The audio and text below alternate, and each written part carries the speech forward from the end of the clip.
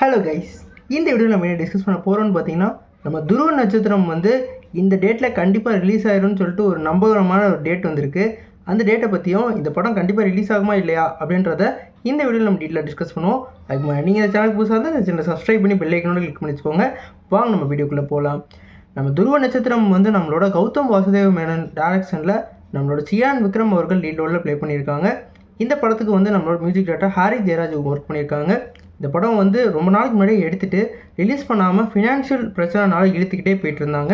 இந்த படம் இப்போ வந்து ஜூன் மாதம் 13ஆம் ரிலீஸ் ஆகும்னு சொல்லி இப்போ ஒரு அப்டேட் கிடச்சிருக்கு.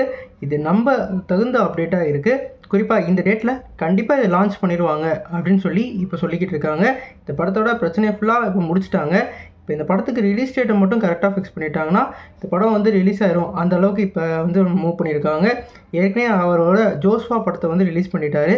அதுவும் இந்த மாதிரி ஒரு பிரச்சனை தான் இருந்தது. அதை எப்படியோ ரிலீஸ் பண்ணிட்டாரு. இந்த படத்தையும் கண்டிப்பாக அவர் வந்து இந்த டேட்டில் கண்டிப்பாக ரிலீஸ் பண்ணிடுவாருன்னு இப்போ நம்ம தகுந்த வட்டாரத்துலேருந்து சொல்லிக்கிட்டு இருக்காங்க. இந்த படம் வந்து நம்ம சியான் விக்ரமோட கெரியரில் ஒன் ஆஃப் த வேறு லெவல் மூவியாக வந்து ஹைப் ஏறின மூவி.